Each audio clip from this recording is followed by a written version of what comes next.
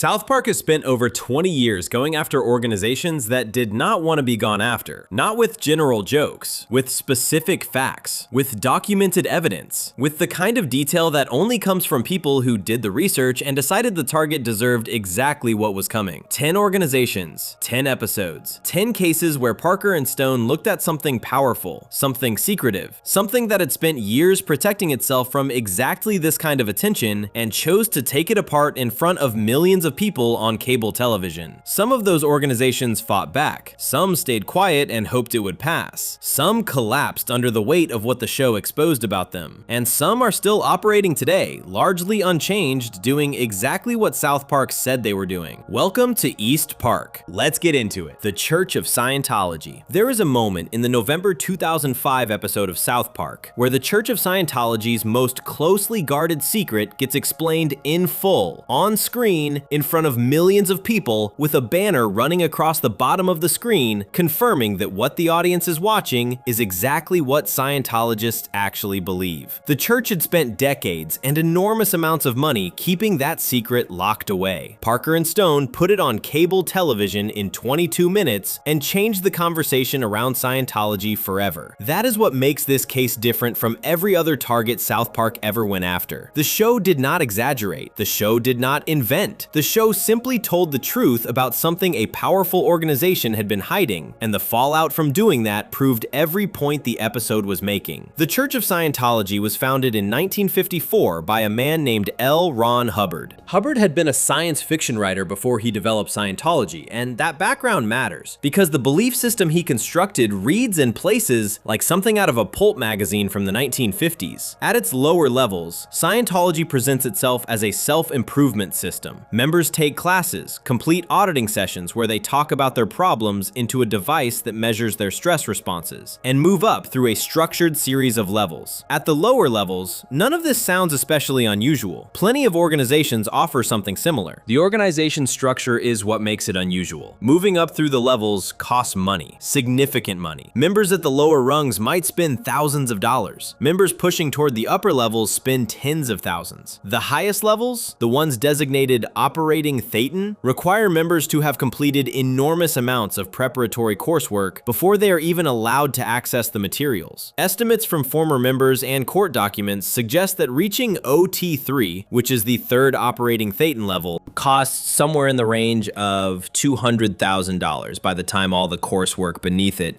is accounted for. OT3 is where the Xenu story lives. The church treats the OT level materials as trade secrets. Members who reach each level are instructed not to discuss what they learned with anyone who has not yet reached that level. The church has used copyright law and trade secret law aggressively in courts to suppress the Xenu materials whenever they appeared online or in print. For years, most Scientologists at lower levels genuinely did not know what the OT3 documents contained. That was the design. What the OT3 documents actually say is that a galactic ruler named Xenu controlled a confederacy of planets roughly 75 million years ago. Xenu was facing an overpopulation problem. His solution was to transport billions of beings from across the galaxy to Earth, then called TGAC, place them near volcanoes, and kill them with hydrogen bombs. The spirits of those beings, called Thetans, survived the explosion and clustered together in groups. Those clusters then attached themselves to the surviving bodies on Earth. According to the doctrine, those clusters of ancient spirits are still attached to every human being alive today, and they cause psychological and spiritual problems. The goal of the upper-level Scientology courses is to locate and remove these spirit clusters. South Park put all of that on screen, every piece of it. The volcanoes, the hydrogen bombs, the galactic confederacy, the Thetans floating in the atmosphere. The narrator described exactly what the OT3 documents describe, while Stan sat there listening to the church president explain it to him. The text running across the bottom of the screen during the entire sequence read, "This is what Scientologists actually believe." That banner is the most important creative decision in the episode, and it is worth thinking carefully about why. Parker and Stone did not mock the story. They did not dress it up in extra absurdity to make it seem more ridiculous than it is. They presented it straight, and they confirmed on screen that they were presenting it straight. The joke, such as it was, required no exaggeration. The material was the joke, and the banner was the proof. The The episode gets to that point through Stan Marsh. At the beginning, Stan takes a free personality test outside on the street, which is a documented real-world Scientology recruitment method. The church has used free personality tests as an entry point for new members for decades. The tests are designed to produce results that make the person feel they have problems that Scientology can solve. Stan scores poorly and is told he is severely depressed. He pays for an initial auditing session and then keeps going, spending his bike savings on the process. What makes the setup land is how recognizable it is. The steps Stan goes through, the free test, the result that says he needs help, the suggestion that he pay for a program, the sense that the next level will give him the answers, are all drawn from documented accounts of how people are actually brought into the church. The episode is not inventing a caricature, it is describing a recruitment process. The Scientologist who audits Stan sends his results to the home office after the session. Stan is then identified as the reincarnation of L. Ron Hubbard. Scientologists from around the area gather outside his house. The church's president arrives and tells Stan that Hubbard had planned to return in a new body to write new doctrine for the church. Stan is that body. He begins writing. When he eventually presents his new doctrine, the idea that members should not have to pay to participate in the religion, the president quietly tells him that Scientology is, at its core, a financial operation. Stan walks outside and announces this to the crowd. The church threatens to sue him. That final beat does two things at once. It is funny in the way South Park always tries to be funny, arriving at an absurd endpoint through a chain of logical steps, but it is also making a specific argument. The Church of Scientology has a documented history of using litigation as a tool against critics. Organizations and publications that published the OT materials were hit with copyright lawsuits. Former members who spoke publicly were sued. The show's end credits, where every name is listed as either John Smith or Jane Smith, were a direct acknowledgement that Parker and Stone expected legal action and were protecting the people involved in making the episode. Tom Cruise appears in the episode as himself. After Stan tells him his acting is just okay, Cruise goes into Stan's closet and refuses to come out. John Travolta, also a real and public Scientologist, comes to try to coax Cruise out and ends up in the closet as well. R. Kelly arrives and also ends up in the closet. The joke runs on a double meaning, with people throughout the episode pleading with Cruise to come out of the closet, while Cruise insists he will not come out. Cruise and his representatives denied any acknowledgement of the episode. What actually happened in the weeks after the episode aired was that Comedy Central briefly pulled a scheduled rerun of the episode. Reports at the time connected that decision to Cruise and his role in the promotional schedule for Mission Impossible 3, which was a Paramount film, and Paramount at that time shared a corporate parent with Comedy Central. Parker and Stone issued a statement through their lawyer identifying themselves as servants of the Dark Lord Xenu. Then Isaac Hayes resigned. Hayes had voiced Chef since the show began in 1997. He was one of the most prominent cast members. He was also a practicing Scientologist. His resignation statement said he was leaving because of the show's religious intolerance. Parker and Stone responded publicly that Hayes had never raised a complaint when the show made similar jokes about Christianity, Judaism, Islam, or any other religion, and that his objection appeared to be specifically about Scientology being the target. Years later, Hayes' son Ryan gave interviews stating that his father had suffered a major stroke before the resignation letter became public, and that he believed the letter had been written by others close to the church, without his father's knowledge or approval. The episode was nominated for a Primetime Emmy Award for Outstanding Animated Program in 2006. TV Guide ranked it 17th on its list of TV's 100 best episodes ever made. The detail that sits above all of that is what Jenna Miscavige Hill said in February 2013 on a radio program. Jenna Miscavige Hill is the niece of David Miscavige, who has served as the chairman of the board of the church since Hubbard's death in 1986, and is widely understood to be the most powerful person in the organization. She said that she first learned about the Xenu story not from church materials, not from the OT3 documents, but from watching this South Park episode. She was a Scientologist. She grew up inside the organization. She had not been given access to the most important doctrine her religion contained, and a cartoon told her what it was before her own church did. That is what Parker and Stone actually accomplished. Not mockery, though the episode is often described as mockery. What the episode actually did was turn a protected trade secret into common knowledge. And the proof that they had done something real rather than just something funny is that the church reacted the way organizations react when something real has happened to them. The church had spent millions protecting the OT3 materials through copyright suits and legal pressure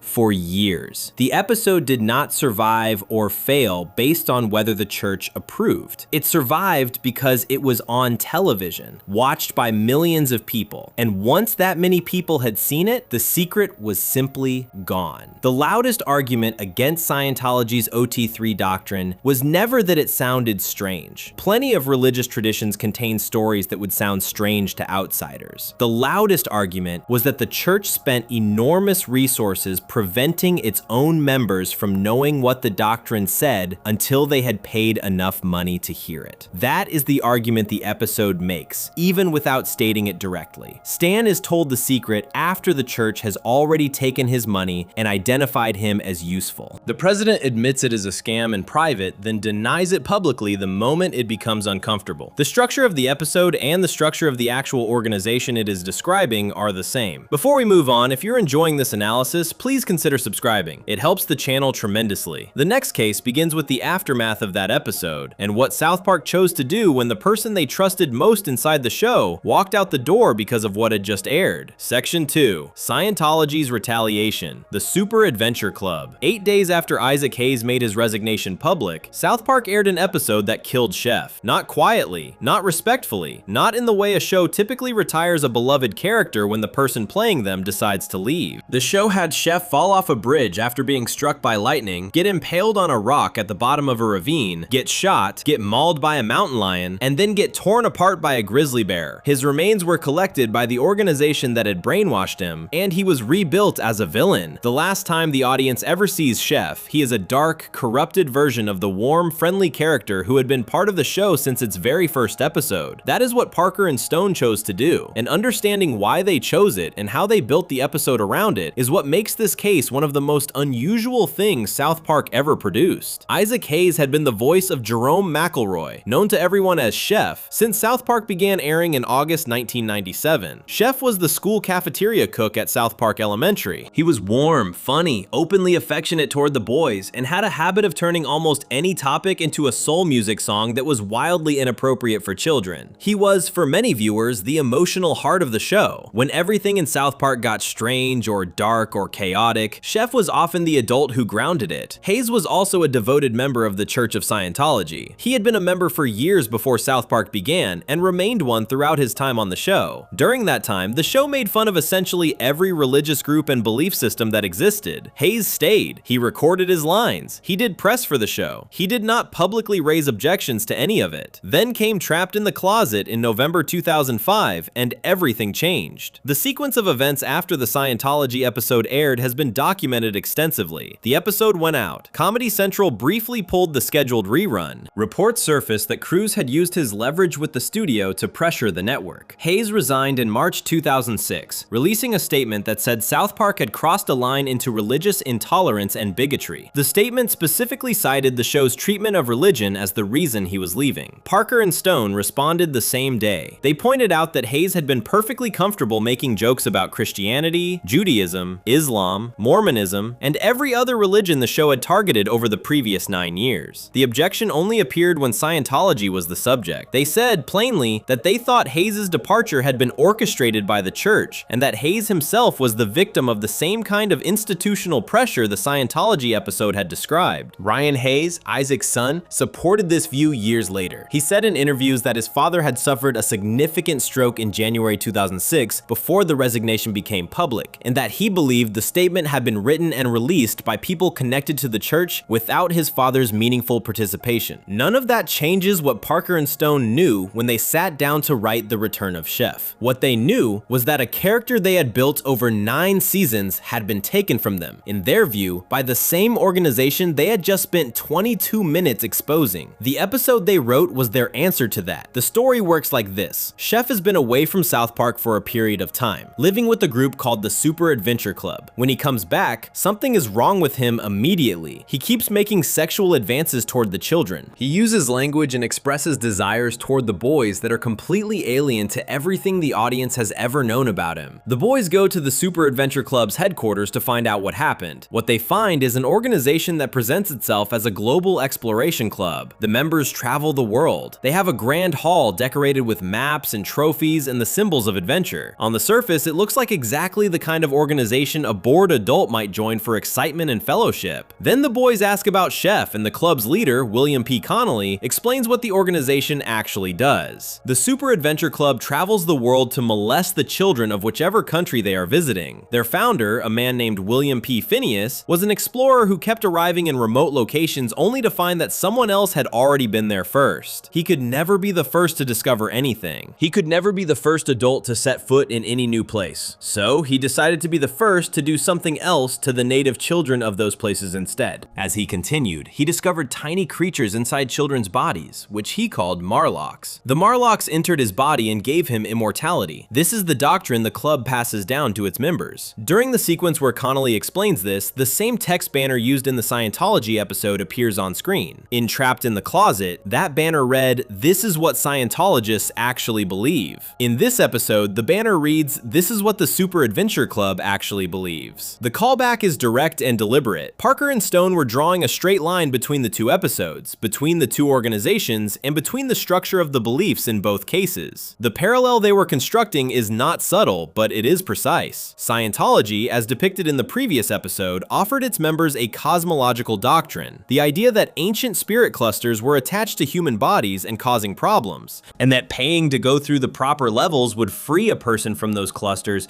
and give them access to greater spiritual power. The Super Adventure Club offers its members a parallel doctrine, the idea that a specific act involving children produces tiny creatures that enter the adult's body and grant immortality. Both doctrines are strange. Both are presented with absolute sincerity by the organization's members. Both are protected as secret knowledge that members must earn the right to receive. Both justify harmful behavior toward others through the framework of spiritual benefit. The boys manage to break the brainwashing and return Chef to himself temporarily. He remembers who he is. He is warm with the boys again. He thanks them. Then Connolly appears and reminds Chef of why he joined in the first place, and that his life can be grand and eternal if he stays. Chef hesitates. The boys beg him not to go back. Chef turns around and walks toward the club anyway. The bridge he is crossing is struck by lightning. Everything that follows has been cataloged precisely by the show's own records. The fall, the impalement, the gunshot, the mountain lion, the bear. When it is over, the club collects what is left of Chef and rebuilds him. And the rebuilt version is presented as Darth Chef, voiced not by Hayes, but by Peter Serafinowicz, who had previously provided the voice of Darth Maul in Star Wars Episode 1. The character never appears again. There is a specific craft decision in the return of Chef that has no parallel anywhere else in South Park's run. Chef's dialogue throughout the entire episode was assembled by editing together recordings Hayes had made for previous episodes over 9 years of the show. The production team went back through the archives and found lines that could be repurposed, clipped, and sewn together to make it sound like Chef was saying new things. The result is technically seamless in places and deliberately creaky in others. The seams are the point. The episode is not trying to hide what it is doing. When Chef says things to the boys that a loving, warm adult character would never say, the voice sounds like it is coming from somewhere else, because it is. The show is making the brainwashing audible. The character's voice has been taken apart and reassembled to serve purposes he never chose, which is exactly the argument Parker and Stone were making about Hayes and the church. Kyle delivers the eulogy at Chef's memorial. The speech is one of the more carefully written pieces of dialogue in the show's history. He says that the people gathered should not be angry at Chef for what he became. They should remember him as the good man he was before something got hold of him and changed him. The boys should remember what Chef was, not what was done to him. The episode was produced in roughly 8 days, which is South Park's standard production window. Parker and Stone have confirmed that essentially every episode is written, animated, voiced, and delivered within a week of its air date. The return of Chef went from Hayes' resignation becoming public on March 13th, 2006 to airing on March 22nd, 2006. 9 days. There is a detail at the end of the episode that gets less attention than the death sequence, but matters at least as much. After Chef has been killed and the memorial is held, the Super Adventure Club uses a defibrillator to restart his heart. He opens his eyes, and the voice is different, and the warmth is gone. He is Darth Chef now. He exists in that form for the final seconds of the episode, episode and then disappears from the show completely. Connolly never faces consequences. The club continues to operate. That ending is not an oversight. In South Park, villains routinely get what is coming to them. Consequences arrive. The show is almost mechanical about delivering them. The Super Adventure Club does not get consequences. It absorbs Chef, destroys him, and the episode ends. The town moves on, the boys move on, the club keeps existing. Whether that was a statement about how organizations like the one being satirized actually operate in the real world, or whether it was simply the production team running out of time an episode, is something Parker and Stone have not addressed directly. Both readings are available. What sits underneath all of it is something that was unusual for South Park in 2006 and has only become clearer with distance. The show is rarely personal. It makes fun of everything and everyone, and that equal opportunity approach keeps it at arm's length from anything that could be called genuine grievance. The Scientology episode is personal in the sense that it is making a factual argument about a real organization and genuinely seems to believe the argument matters. The Chef episode is personal in a different way. The way something personal feels when the subject of the previous episode's argument reached into the show and took something from it. The two episodes belong together. The first one said, "Here is what this organization actually believes." The second one said, "Here is what this organization actually does." Before we move on, if you're enjoying this analysis, please consider subscribing. It helps the channel tremendously. The next section moves away from Scientology entirely to a religion that Parker and Stone have returned to repeatedly across the show's run, a church that reacted to being targeted in ways that were almost the exact opposite of what Scientology did, and a belief system that the show seems genuinely conflicted about in ways that make the episode more interesting than it would have been if the show had simply decided to destroy it. Section 3. The Church of Jesus Christ of Latter-day Saints. The Church of Jesus Christ of Latter-day Saints did not sue South Park. Nobody resigned, nobody threatened the network, nobody released an angry statement demanding the episode be pulled. When Parker and Stone spent 22 minutes in November 2003 dramatizing the founding of Mormonism as a series of increasingly unlikely events, accompanied by a cheerful chorus of people singing "Dum Dum Dum Dum Dum," the Church of Jesus Christ of Latter-day Saints said almost nothing at all. That response, or the absence of one, tells a story of its own. And the episode that prompted it is, in many ways, the most complicated religious target South Park ever chose, because the show clearly finds the doctrine of the Mormon Church absurd, and clearly finds the people who follow it admirable, and holds both of those positions at the same time without resolving the tension between them. That combination produced something rarer than pure mockery. It produced an episode that religious scholars used in university classrooms. All About Mormons aired on November 19th, 2003, as the 12th episode of the show's 7th season. The setup is simple. A new family, the Harrisons, moves to South Park from Utah. Their son Gary is everything the other boys are not. He is cheerful, polite, genuinely kind, and appears to have no enemies. The boys of South Park Elementary immediately decide Stan should beat him up, because anyone that pleasant must be hiding something wrong with them. Stan meets Gary. Gary is so relentlessly good-natured that Stan ends up agreeing to come to dinner instead of fighting him. At dinner, the Harrison family is exactly what it appeared to be from the outside. They are warm and organized and affectionate with each other. They hold something called Family Home Evening after the meal, which involves games and performance and reading from the Book of Mormon. Everything about the family is functional and kind in a way that Stan, whose own household operates at a considerably lower temperature, finds genuinely confusing. Parker grew up in Colorado, close enough to Utah that Mormon culture was part of the landscape around him. His first girlfriend in high school was a Mormon girl, and her family had invited him to a family home evening during their relationship. That real experience is visible in how the Harrison family is drawn in the episode. The details are specific in a way that generalized mockery never is. The family does not feel like a cartoon of Mormons. The family feels like an actual Mormon family observed closely and reproduced carefully. Kyle McCulloch, one of the show's writers, voiced Gary Harrison in the episode. McCulloch grew up Mormon himself. His presence in that creative role is worth noting because it means the writing room had genuine inside knowledge of what it was depicting, which contributed directly to the episode's accuracy in places where accuracy mattered. The historical sequences run parallel to the modern story of Stan and Gary. Each time the episode cuts to Joseph Smith and the founding of the LDS Church, a narrator explains what happened while the events play out on screen. The accompanying music makes it clear that the show finds the story unlikely. The "dum dum dum dum dum" refrain follows the more extraordinary claims, and at moments where a skeptic appears in the story, the chorus switches to "smart smart smart smart smart smart. The comedy is in the framing, the cheerful musical commentary running beneath a story the show clearly regards as hard to believe. What the episode gets right historically is more than most people who discuss it tend to acknowledge. Joseph Smith, who founded the Church of Jesus Christ of Latter-day Saints in 1830, claimed that an angel named Moroni appeared to him and directed him to golden plates buried in a hill near his home in upstate New York. He claimed to have translated those plates into what became the Book of Mormon. The translation method the episode depicts, in which Smith placed a seer stone inside a hat and pressed his face into the hat to block the light while dictating the text, is an accurate description of how multiple historical witnesses describe the process. It is not something South Park invented to make the story seem stranger. It appears in the historical record. Christopher C. Smith, a religious studies scholar, reviewed the episode's handling of early church history and found that the hat and seer stone translation method, which would have surprised most modern Latter-day Saint viewers because the church had generally not emphasized this detail in its own official materials, was supported by the documentary record. Critics of the church had argued for years that the episode was more honest about certain aspects of church history than the church's own publications were at the time. Martin Harris, a real historical figure who was one of Smith's early supporters, appears in the episode. Harris is depicted losing the only existing manuscript of the first portion of the Book of Mormon, which Harris's wife reportedly took and which was never recovered. This is a documented event in early church history. Harris went to Smith and told him the pages were gone. The episode presents this with additional invented details in terms of location and exact dialogue, but the core event, that Harris was entrusted with the only copy of a significant portion of the manuscript and that it disappeared while in his care, is historical record. The angel Moroni, the first vision in which Smith claimed to see God and Jesus Christ, the golden plates, the witnesses who said they saw the plates, the founding of the church in 1830, the movement of early members to Missouri and then to Illinois, the hostility the early church faced from surrounding communities, and the eventual migration to Utah under Brigham Young are all real historical events that shaped the church into what it is today. The episode engages with the founding period specifically, not the later history. By the standards of what South Park typically does to the subjects of its religious episodes, All About Mormons is restrained. The doctrine is presented as implausible through the musical framing, but the people who follow it are presented as functional, loving, and genuinely happy. The episode is not trying to destroy the church. The show is trying to understand why people believe something it finds extraordinary, and it keeps returning to the Harrison family as the evidence that whatever the doctrine does for people, at least in some cases, it produces good results. Stan eventually loses patience with Gary and confronts him. He tells Gary that the whole founding story of Mormonism is made up, and that anyone who believes it is being stupid. He says this directly to Gary's face, in front of Gary's family, who have done nothing but feed Stan and welcome him into their home. Gary's response is what makes the episode worth studying, rather than just summarizing. He tells Stan that maybe the stories are crazy, and maybe Joseph Smith made the whole thing up. He says he does not know for certain. He says he does not care, because what the church teaches in practice is to love your family, be kind to people around you, and help others. He says he has a great life and a great family, and the Book of Mormon is the reason for that. He tells Stan that he tried to be his friend, that Stan could not look past Gary's religion long enough to be his friend back, and that Stan has a lot of growing up to do. Then, in a turn that works entirely because it is so unexpected from a character who has been relentlessly pleasant for the entire episode, Gary tells Stan to suck his balls and walks away. The audience is left with Stan standing there, having been told off cleanly and correctly by the person he spent the episode looking down on. The episode has not reversed its position on the doctrine. The dumb joke still happened. The narrative is still presenting the founding of the church as implausible. None of that is taken back. Gary's speech does not argue that the founding story is true. His argument is that the truth of the founding story is not actually what matters in terms of the life being built around it, and that treating someone as inferior because of their religion is its own kind of failure. Utah Valley State College religious studies professor Kelly Potter included the episode as an exhibit in a presentation about Mormonism in popular culture. The presentation was titled "The Americanization of Mormonism Reflected in Pop Culture." KUER radio host Doug Fabrizio used the episode as a case study in a discussion about Mormonism and popular culture. The episode was voted the best of the 7th season by fans in 2013. Parker and Stone returned to Mormonism 8 years later on Broadway. The Book of Mormon opened on March 24, 2011 at the Eugene O'Neill Theater in New York. The musical expands the territory the episode covered, following 2 young Mormon missionaries sent to Uganda, and runs through the same tension the the episode established. The doctrine is strange, and the people living it are often sincere and good. The musical won 9 Tony Awards, including Best Musical, and ran for years as one of the most successful shows on Broadway. The Church of Jesus Christ of Latter-day Saints did not oppose the musical. Church representatives said at the time that the musical had generated curiosity about their faith, and that they welcomed people learning more through their own materials. They even bought advertising space in the playbill of several productions. That response is worth sitting with for a moment. Scientology sued, threatened, and applied pressure wherever it could. The Mormon Church, which received considerably rougher treatment in terms of how its founding doctrine was depicted, essentially shrugged and took out ads.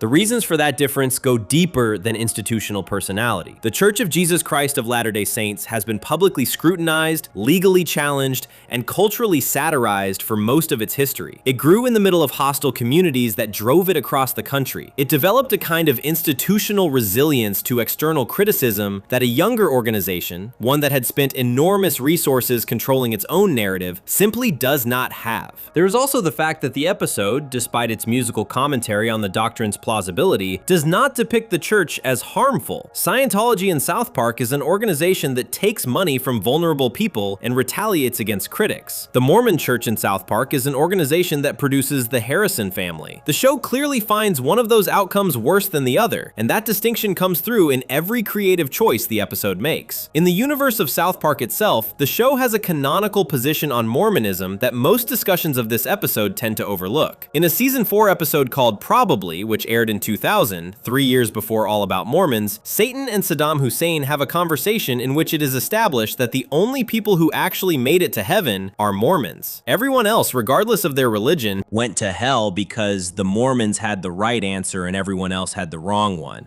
This is presented as a joke, but it is a consistent part of the show's internal logic. In South Park's world, Mormonism is the correct religion, and every other faith got it wrong. Parker and Stone have said in various interviews that they do not follow any religion themselves. Parker mentioned at one point that Star Wars was the religion of his childhood, in the sense that it provided the mythology and moral framework that religion typically provides. Both creators grew up in Colorado with Mormon neighbors and classmates, and Parker's high school girlfriend brought the culture directly into his personal life. The familiarity shows in the episode. Familiarity does not guarantee kindness, but in this case, it produced something that felt less like an attack and more like a portrait drawn by someone who had spent enough time around the subject to understand what made it work. Before we move on, if you're enjoying this analysis, please consider subscribing. It helps the channel tremendously. The next case has none of that warmth. The organization South Park targeted in season 4, episode 5 was real, documented, legally active in the United States, and was not in any way a religion providing structure and meaning to families who wanted to live decent lives. Section 4, NAMBLA. The North American Man/Boy Love Association is a real organization. That sentence needs to sit there for a moment before anything else gets said about it, because the natural reaction to hearing the name is to assume it is something invented, something a television show made up to have a target ridiculous enough to justify whatever absurdity follows. South Park did not invent it. The organization existed before the episode. The organization had members, chapters in major American cities, a website, and a documented history of legal activity in the United States long before Parker and Stone wrote a single line about it. Cartman Joins NAMBLA aired on June 21st, 2000, as the 5th episode of South Park's 4th season. By 2006, IGN had listed it as the 7th best South Park episode ever made. The episode is structured as a comedy and functions as one on every surface level, but underneath the comedy is a precise description of how organized groups of adult men used the emerging internet in the late 1990s to locate and pursue children. And that description has only become more relevant in the years since it aired, rather than less. NAMBLA, the North American Man/Boy Love Association, was founded in 1978 in Boston, Massachusetts. The founding followed a series of arrests in Revere, Massachusetts, where law enforcement had broken up a network of men who had been having sexual contact with underage boys. Some of the men arrested and their supporters organized in response to the arrests, framing the prosecution as an attack on a persecuted group. The organization that formed around that position became NAMBLA. The group's stated position was that consensual relationships between adults and minors were not inherently harmful, and that age of consent laws were an unjust restriction on freedom. The organization published a bulletin, held meetings, and operated openly enough that it was at various points a member of the International Lesbian and Gay Association. Retaliation, an international civil rights body, which later expelled NAMBLA under pressure when the association with a group advocating adult-minor sexual contact became a significant public relations problem. The FBI investigated NAMBLA. In 1995, 2 federal agents conducted a multi-year undercover operation into the organization, attending meetings and gathering evidence. The investigation resulted in arrests. NAMBLA members were convicted in connection with child sexual abuse in multiple documented cases across several years. The episode knows all of this and uses it precisely. Cartman, bored with his own friends and convinced he is too mature for them, goes looking for older companions. He opens an internet chat room and posts that he is a young boy looking for an older male friend. The responses he receives are immediate and numerous. He interprets every message as the genuine offer of friendship it is not, and he arranges to meet the first man in person. The man who shows up at the meeting place brings Cartman candy, gives him a book that Cartman does not understand, and offers him a back rub, which Cartman accepts because he understands none of the signals being sent. Federal agents arrive and arrest the man before anything else happens. Cartman is baffled. He has no framework for understanding what just happened. He thinks his friends set the meeting up as a prank to embarrass him. This happens again. Cartman arranges another meeting with a different person from the chat room, who turns out to be Mr. Garrison. Garrison is arrested. Cartman still does not understand. The comedy of Cartman's sustained incomprehension works because it is grounded in something real. The adults in these scenes understand immediately what is happening. The federal agents arrive within minutes of any meeting being arranged. The men Cartman meets are visibly, immediately predatory in ways that any adult watching the episode recognizes on sight. Cartman sees none of it because he is 9 years old and has no map for this kind of behavior. The gap between what the audience understands and what Cartman understands is where the episode lives, and that gap is not exaggerated for comic effect. It is drawn from how online predation actually worked in the late 1990s. The internet was still young in 2000. Chat rooms were one of the primary ways people communicated online, and the absence of any meaningful regulation or monitoring made them an active hunting ground for adults pursuing children. The pattern Cartman follows: the open chat room post identifying himself as a young boy seeking older friends, the rapid responses, the arrangement of in-person meetings, was not a constructed parody of online predator behavior. It was a description of it, simplified to work as a cartoon but accurate in its mechanics. Cartman eventually hears about NAMBLA from Dr. Mephisto, the show's resident scientist character, who tells Cartman he should join an organization called NAMBLA because Cartman looks about right for it. There is a confusion built into this scene that the episode develops into a separate storyline. Dr. Mephisto is referring to a completely different NAMBLA, the North American Marlon Brando lookalikes, an organization for men who believe they resemble the actor Marlon Brando. Both organizations share the acronym. The lookalikes have been fighting the other NAMBLA for years over the rights to the name and the website. The lookalikes plotline exists partly as a pure comedy mechanism and partly to make a structural point. Two organizations share a name. One is a group of harmless, eccentric adults who dress like a famous actor. The other is a documented criminal network. The confusion between them and the embarrassment of being associated with the predatory organization when you belong to the harmless one runs through the second half of the episode as the lookalikes team up with federal agents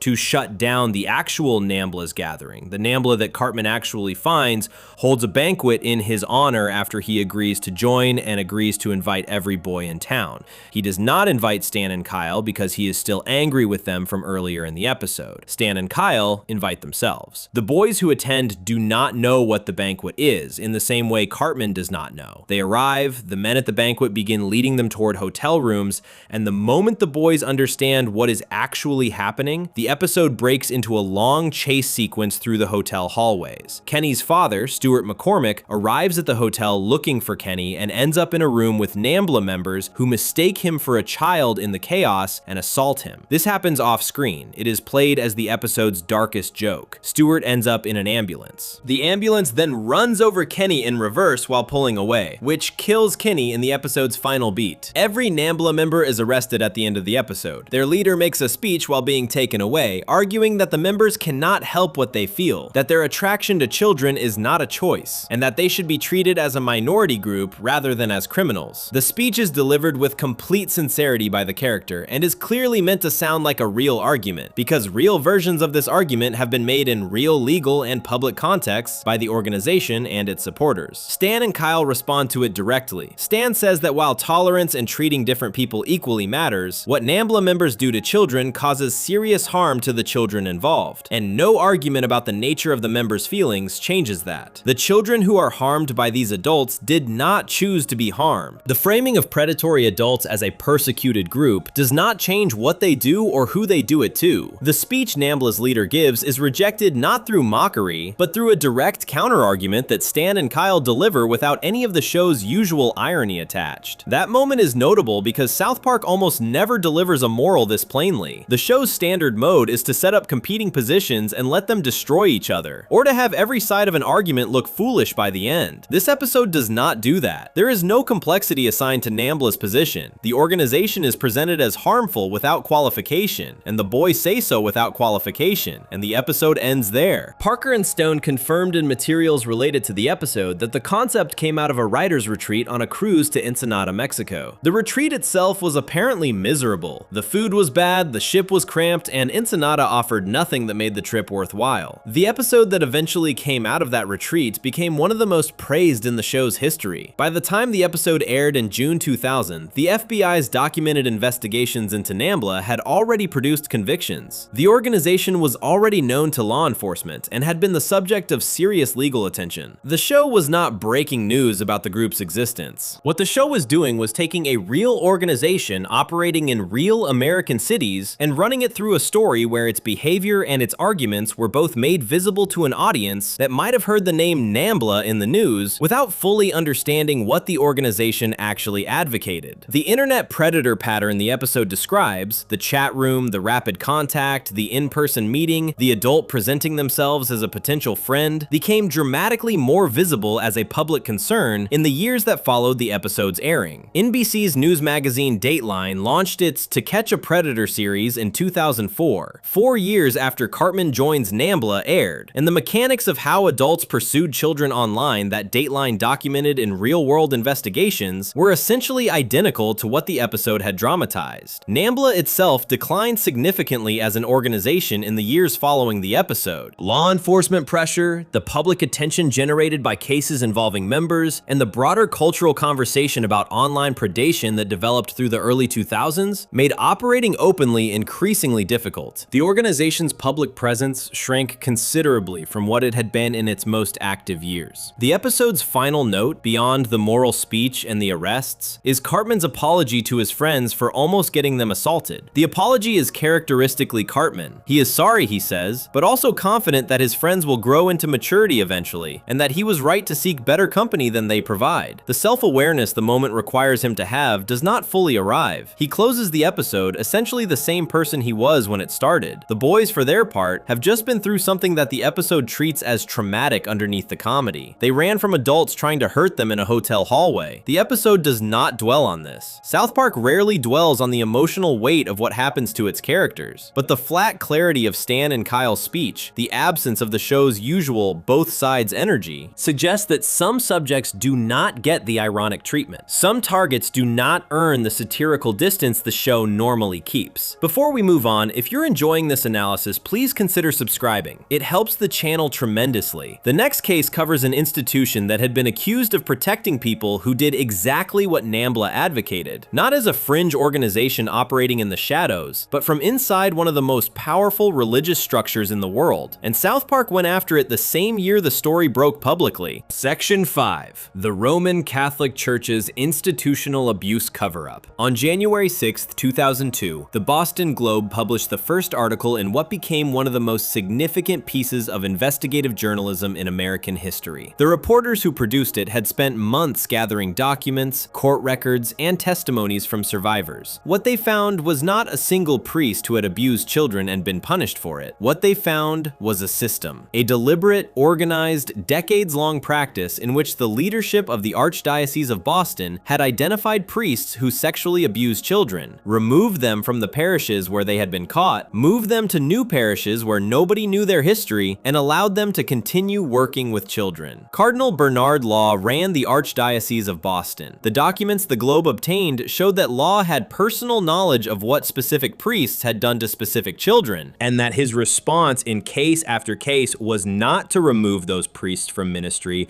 or to contact law enforcement, but to transfer them. Priests who had abused children in one parish were sent to another parish with letters of recommendation recommendation. Some were sent to treatment programs and then returned to active ministry. The children who had been hurt were not the priority. Protecting the institution was the priority. The Globe published that first article on January 6, 2002. South Park's Red Hot Catholic Love aired on July 3, 2002. 6 months separated the two. In the time between them, the Boston Globe investigation expanded. More survivors came forward. More dioceses across the United States were found to have operated the same way. The scale of what had been happening inside the Catholic Church in America grew with each new round of reporting. And by July 2002, when Parker and Stone's episode aired, the story was the dominant news event of the year in terms of institutional scandal. Red Hot Catholic Love is the 8th episode of South Park's 6th season. The episode opens with the parents of South Park Elementary meeting to discuss reports that a priest has been touching children inappropriately. The priest in question is Father Maxey, the Catholic priest who has appeared throughout the show's run as the town's representative of organized Christianity. The parents debate what to do. Several of them suggest giving the priest the benefit of the doubt. Others are more alarmed. The confusion and the deflection and the reluctance to name the problem directly in that opening meeting are drawn directly from how the real Catholic Church's leadership responded in diocese after diocese when confronted with evidence about abusive priests. Father Maxey goes to Rome to report what has been happening and to try to get the church to address it properly. What he finds in Rome is a Vatican bureaucracy that is entirely aware of the problem and entirely uninterested in solving it. The cardinals and bishops he meets with discuss the abuse of children with the same administrative indifference they would bring to a budget discussion. They rotate priests, they move problems around, they treat the victims as an inconvenience to be managed rather than as people who were hurt by men in positions of trust. Father Maxey is genuinely distressed by what he finds. The episode uses him as the internal conscience of the church, the person inside the institution who believes the institution should be what it claims to be